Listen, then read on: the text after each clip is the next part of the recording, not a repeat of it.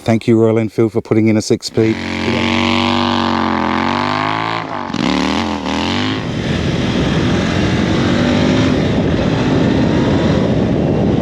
Hi, I'm Steve. This is How To in 5 and Reviews, and today I'm doing my used bike review on the Royal Enfield Interceptor, and I can tell you right from the beginning, it's a little ripper.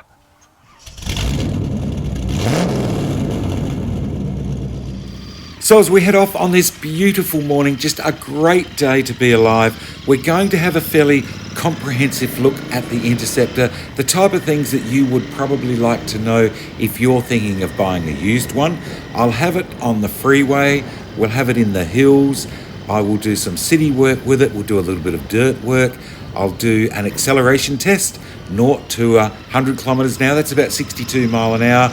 We'll check out the ABS, we'll have a look how maneuverable the bike is, and have a close-up look at the actual bike, not just riding, and see if we can work out just why this is the best-selling motorcycle in its class. So if you're a new viewer, welcome. If you're a return viewer, welcome back. And today's video is if you are in the market for a used retro type cruising bike, you don't want anything too big, you don't want anything too small. In other words, that middleweight market retro cruiser. This bike belongs to a friend of mine. I've been riding it now for about the last month. I've put, I don't know, probably 1,000 kilometers on it, 600, 700 odd mile on the bike. It's a 2019 model, and he has kept it in immaculate condition. I mean, the bike looks like it's been kept in a lounge room.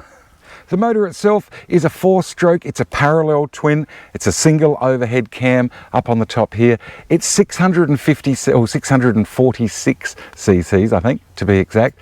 It's an air-cooled motor, which is always good. It does have an oil cooler up the front here, and it looks like it's got a little guard. I don't know if that's standard or not, or the owner of this bike, Wayne, may have fitted that.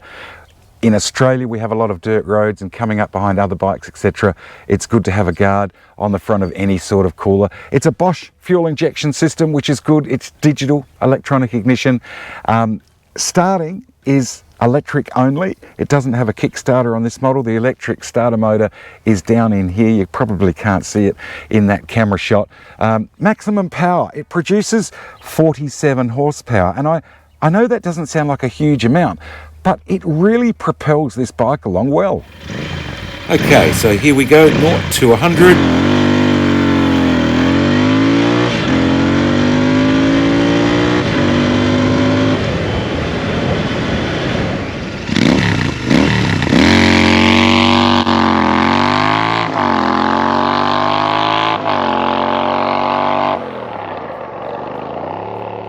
The gearbox itself is a 6-speed, and thank you Royal Enfield for putting in a 6-speed. It allows you to cruise at highway speeds without revving it, which is fantastic, and it does that easily. And we'll look at 110 kilometers per hour on the freeway. That's just shy of 70 mile an hour. It's revving at 4,500 RPM, and look, it's doing it easily.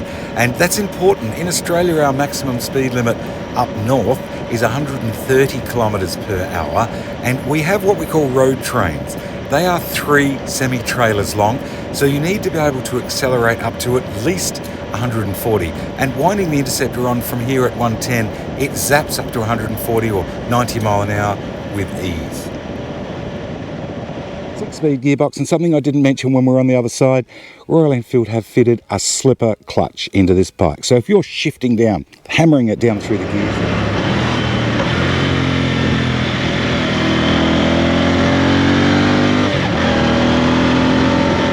to be getting rear wheel lock up and stretching chains and sprockets and all that sort of thing. So that's terrific, and it's something we're seeing more and more now in bikes. These little crash bars, I think I mentioned them on the other side, they're Royal Enfield bars, all reasonably priced. Little attention to detail items like Royal Enfield embossed into the foot peg rubber. They're the little attention to detail things that just lift a bike above the competition. Whiskey aftermarket pipes, they look pretty standard, don't they? But they've got a beautiful note to them. Just fire up the electronic fuel injection there, press the button.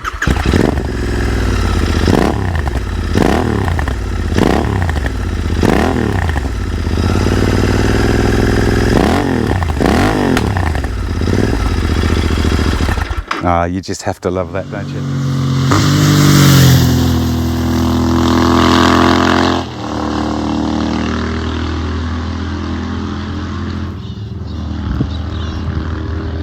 Lights wise, indicators, left, right, brake light, push your foot on the brake pedal there. Yeah, all pretty good. Spoked wheels with an 18-inch rear wheel, which is good. Chain, final drive, which is, you know, sticks with the theme of retro, doesn't it? Rear tyre size is 130/70/18. More than suitable for this bike. You wouldn't need any more for on-road type work. And it's neat, it's tidy. And I said this with the last Himalayan, the other Royal Enfield that I reviewed a while ago. Everything is simple. The wheels are alloy, by the way, they're not steel, so you're not going to get rust issues, which is great if you live near a salt air type environment. And if you do live in that type of environment, you'll know that some days there's a real haze in the air, salt air haze, not good for chrome steel wheels. One of the things I get asked about a lot in my videos is the beaches. And I get, Steve, you always drive past the beaches, but you never stop and show us. So here we go. So here is a typical looking Aussie beach, not many people on it today, and no surf either because the wind is not up. But Australia is a big island. We have over 10,000 beaches here. It is a warm continent and you need the beaches. In fact, I might even hop in and have a quick swim. Ah, that's better. Enjoyed that, nice and cool. Oh, don't you hate it when people have got their cameras out? Well, all dried off, jacket back on, let's hit the road. Actually, what we might do is have a look at the rear brakes. Rear brakes, a single disc, 240mm disc brake rotor on the rear, single floating caliper. Now that's a single piston. They're Bybre, B-Y-B-R-E, which I believe is a subsidiary of Brembo, which is good. And braided lines, once again, that's impressive as well, having braided lines on the bike. The brakes work fine and they've got ABS, and I'll show you that shortly. I do a braking test on this bike. In fact, it really surprised me at how well it did stop. Something that I haven't seen before, the brake pedal, that is, as in the rear brake pedal, looks like a gear lever. Dual rear shockers with the canister. Look, the rear shocks on this bike, in and around the city and that sort of thing, are fine. If you're going to be scratching through the hills with mates and, you know, having a little bit of, a little bit of spirited riding, I think it could do with a shocker upgrade on the rear, I'll be honest. But for in and around the city, I think they're fine. Down the front, another 18-inch rim on here, a 320mm disc rotor, two-piston floating Bybre, again, caliper with braided lines. You can see there, I'll just move the ABS line out of the road. And yes, of course, ABS on the front as well. The brakes are rippers. I think they're really good. So this is a full stop from about 100 kilometres an hour, a little over 60 mile an hour. From the same speed, looking outside the bike here, you can see the back wheel just hops there before it comes to a stop. Perfect. In fact, I was pleasantly surprised at just how well they worked and the feel that you had through the, not so much on the rear, of course, because you're not using it that much, maybe just trailing a bit into the corners. But yeah, front brakes, really good. The tyres themselves, they're a Pirelli tyre, and it's probably just out of camera shot there. They're a Pirelli tyre, but they're too hard, whatever the compound is. Now, when I say too hard, don't get me wrong, for the type of riding, if you're scratching, as I mentioned before, through the hills, the things I would do this bike, I would put a softer tyre on, a slightly heavier weight oil in the front forks, and replace the rear shocks. I wouldn't touch the brakes, they work fine. As we said, braided lines. But for what they are designed for on this bike, I wouldn't touch a thing. If you were going to use this as a city bike and then up for a coffee on the weekends and, riding with a few mates, I wouldn't touch this bike. It is just right, straight out of the factory. In and around the city, yeah, look, it's fine. It's light, it's precise. When I say light, the steering itself, I think it's a 24-degree rake, so you're not lumping, you're never going to get sore shoulders steering this bike. Fuel economy is good, we're only using low revs. clutch feel is good, and the brakes are good. Once you get used to the brakes, they can be a little bit grubby. Once you're used to them, it's fine. If you're allowed to filter and split in your part of the world when you're in traffic, it does that easily.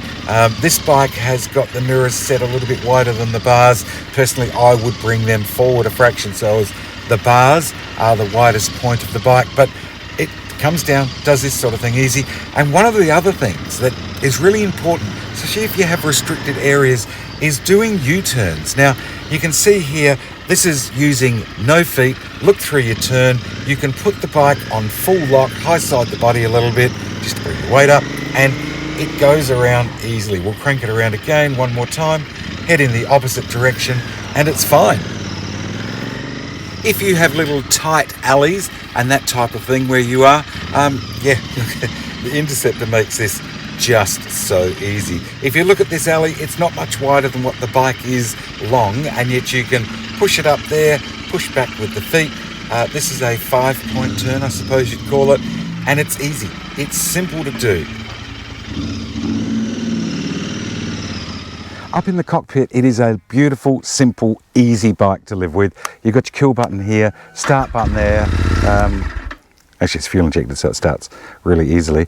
You've got on this side, you've got high beam, low beam, indicators, push to the side, of course, push to cancel, horns, we spoke about them before. You've got your pass light. That's it. There's nothing else up here. It is simple, it is easy, there's not a lot of stuff to remember if you're out on the road in the dark, etc. Simplicity. The dials wise, you've got a speedometer on this side. This one's in kilometres per hour. If I'm going to have a little bit of a moan at my tender age, the numbers are small. And I do find, I know I can see there where 100 kilometres an hour, it's pretty simple to see here and it goes right through. But when you're going along and you're on a bumpy road, in Australia, they are speed camera crazy over here. So I would maybe like to see them a little bit bigger, but nice and simple. Trip A, trip B, so you've got 2 trip meters, your odometer and fuel injected, so there's no fuel tap on this one. You've got a fuel gauge in here, which is terrific. You've got the tacho on this side with a few warning lights in here. Nice and simple, and look, it's probably not necessary, but a nice added touch. They've put a little fork brace in here. Handlebar brace. Actually, probably is necessary if this has the optional sidecar bolted onto it. Little things like the key, and I know this sounds like a trivial little thing, but I just think it's nice. Instead of just being a chunk of metal, it's nice, it's embossed, it's got a little badge in the centre there. Royal Enfield since 1901 with the RE emblem. Those little attention to detail things, I think really set a bike off. Seating position is good for my size. I'm 5'10" with a 32 inner. I can flat foot both feet on the ground. It is more of a solo motorcycle, and by that I mean my wife is also 5'10", or if you ask her, she's 5'10" and a half. She's not. She thinks she's half inch taller. But 2 people, it's a big ask unless your partner is a smaller, slighter type person. But most of these bikes I think will be used as solo motorcycles, and going for a blast through the hills, it is just that, an absolute blast. It is precise, it turns in well, it stops well. I even tried to miss a gear by soft shifting. I couldn't miss a gear, I couldn't find a false neutral. The gearbox is slick, and it is just a pleasure of a bike to go for a rip through to the hills. You might be going up for a coffee or whatever you might be doing, scratching through with some mates. As I said prior, I think I've said before this, it could do with a set of better tyres and maybe a shocker upgrade on the rear if you're looking to push hard. But for normal, everyday rides through the hills, it's fine. Lighting wise on the front, I think it's just a standard H4 type halogen bulb, and look, it works okay. It's good in and around town. If you were going to be doing long distance country rides where you had no artificial lighting, as in street lighting and that sort of thing, I'd probably be hanging a set of little LED spotlights on there. They're bulbs the whole way through the bike. High beam, low beam, right hand indicator, which would be on your left of course if you're watching this, and left hand indicator. all works fine, good as gold.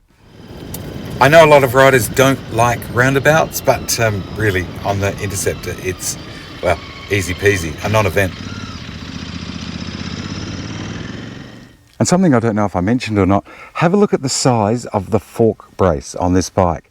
I mean, you're going to get no flex out of this at all if you decide to start riding this bike hard with a new set of tyres on it.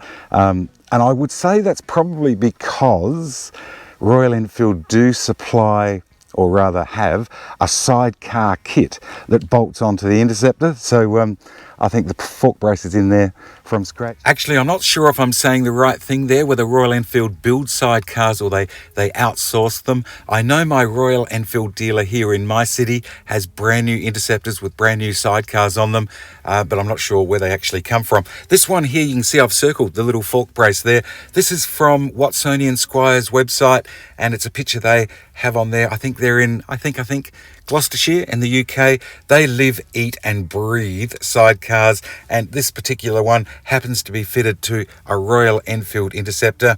This is just a handful of the sidecars that I have had during my riding career. I love riding sidecars. I've designed them, I've built them, I've raced them. This was my last sidecar that I had. They are a lot of fun. They're not everyone's cup of tea, but it's nice to know that if you had an Enfield, it is easily fittable with a sidecar. And one of the other things I love, and I don't know if you've seen any of my other videos, my pet hate is terrible horns. This has got dual 1581 horns on it. One here, one on the other side. So proper horns on a motorbike. It's a silly little thing, isn't it? But you can see that radiator guard that I was talking about there too. Fuel capacity wise, 12.5 litres. That would be a little under about 3.5 gallons, I guess, US. On my first tank of fuel, I was riding this bike a bit harder.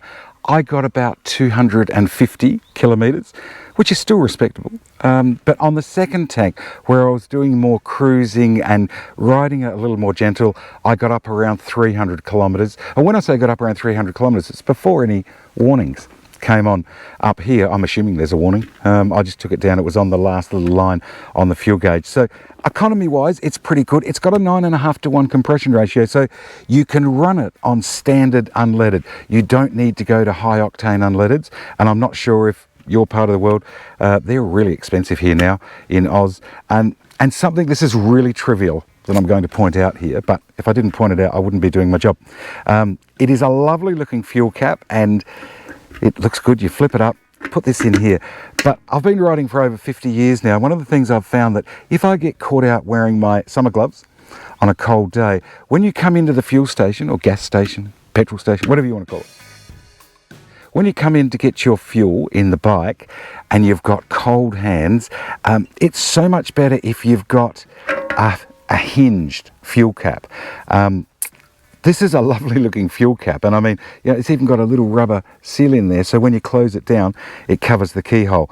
It's a lovely looking chrome cap, but cold hands, there's nowhere really to put it. You've got this mechanism here, so if you've hit a bump on the way in, there's going to be fuel in this section. You don't want to put it onto your seat, of course, so you do have to put this on top of the fuel pump, I would say, as a rule. Why is that important? Cold hands, it's beautifully chromed, it's slippery, but it weighs a little over a pound, believe it or not, in weight, which is just, well, it's almost half a kilo. So if you drop this fuel cap, you're not only going to scratch the paint, and I don't know if you can see in the shot or not with the sun on it, it's just a beautiful metallic finish. The paint work is excellent on this. But anyway, if you drop that cap, you're not only just going to scratch it, you're going to dent your tank. So just something to be wary of. It would be a shame to lose that beautiful looking cap, admittedly, but yeah, something to be wary of. Key out, that little rubber seal will come down over the keyhole. Done, she's full of fuel. And there's absolutely no reason why you can't do a little bit of mild, soft off-roading on this bike. In fact, it begs to be made into a scrambler. You would need a sump guard. You have to be careful in Australia of dry grass and that sort of thing during the summer season with the exhaust underslung. But a sump guard, set of tyres, lift up the mud guards. it would be so much fun as a scrambler, and that's because it's short. And I'll have a look at U-turns. I know we've done that already, haven't we? But I really enjoyed riding it through here. You can bring the bike to an absolute standstill while you're looking at where you're going to go, and then take off again. The clutch works beautifully.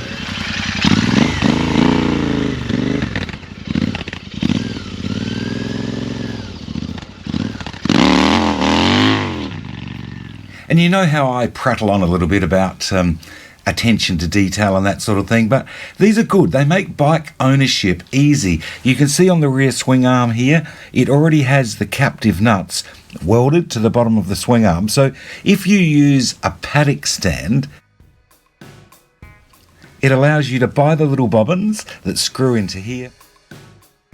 You can put your paddock stand under to lift the rear wheel when you're servicing the chain or removing the rear wheel. A lot of bikes, you have to put the paddock stand under the rear axle. That's okay, but it doesn't allow you to take the rear wheel out. With these little captive nuts and a bobbin in here, you put your paddock stand under there. You can then remove the rear axle. But for just lubing the chain and that sort of thing, the bike comes standard with a centre stand, which is great. And once again, there's little attention to detail things. Over the spring on the side stand, it has a rubber sleeve, so you don't get that chatter when you're going along on bumpy roads. Simple little things, but they just make life nice. So what's different on this bike to what you would see on the showroom floor if you were looking for a new one? As you know, most of my reviews are used bike reviews, and I do that because there are so many used bikes out there, and you can get some really good advantages by buying used. Firstly, what has Wayne done to this? He's put black mudguards on the front. They were apparently this metallic grey. He's put the black guards on here. They match then, of course, the side cover, which was standard. And he's put a black guard on the rear, genuine Royal Enfield products. He's painted these two sections here, so both sides on the fuel injection. Those covers were silver, and so were the covers over the rocker cover there. He's put these AEW? I think it was AEW mufflers on the bike. So, and also, and it says here, Royal Enfield Touring. It's a genuine Royal Enfield. It's a touring seat. I think it's a really comfortable seat, but I can't compare it with the standard seat, of course, because I've had the bike with this seat on. But I think that's it. Oh, also, the rear carrier, and that's important because there is nowhere to carry anything on this bike. So if you're going to use it as a commuter style bike, going to and fro to work and that sort of thing, or you need to carry stuff, yeah, the rear carrier is a must. Once again, Royal Enfield, and I don't have the individual prices, but he said everything for this bike was just so well priced buying it from Royal Enfield. So that in itself is a bonus. I thought I would do a roll-on test from 50 mile an hour up to about 62 mile an hour, or 80 to 100 kilometers per hour. I tried in 6th gear. Yeah, look, it does it. It's a little bit slow in top gear, but you need to be able to do this for overtaking. Drop it down to 5th, and she goes just that little bit quicker. Into 4th, it is quite steady, plenty enough for overtaking. And if you need to do it in a hurry, drop it into 3rd gear, open the throttle, and it goes up rapidly. More than adequate for overtaking, and remembering it's only a 650. As far as accessing your toolkit, the key, as we spoke about before, there's a little keyhole there. Turn, pull it out and down. Pull that down there, and I'll gently put that up on the seat. There's your toolkit in there, all nice and neat and tidy. Your airbox, I think you access from the other side, Wayne said. But yeah, nice and simple. And look, it's not a bad little toolkit.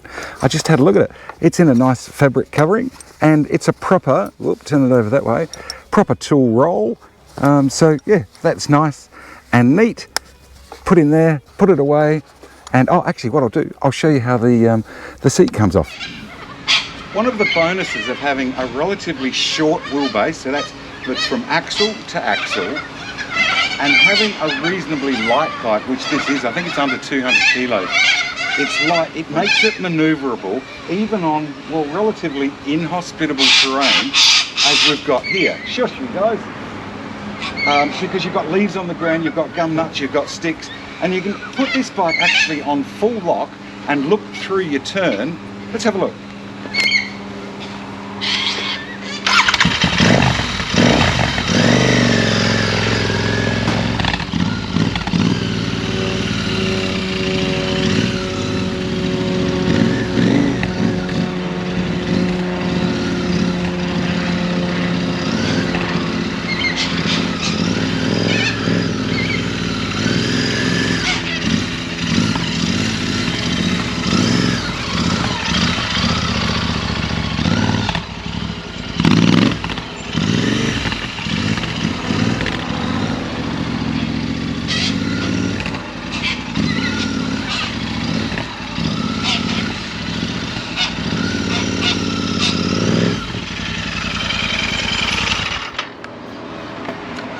mean, that would be good even for a small trail bike, let alone a 650 twin road bike. Impressive. So with the camera a little bit higher, you can see we're on that right hand side of the bike. That's where we just had the cover off. Oh, that's that touring seat, by the way, I was talking about. And as I said, I can't compare it with the standard seat, but I know it's a nice seat to sit on.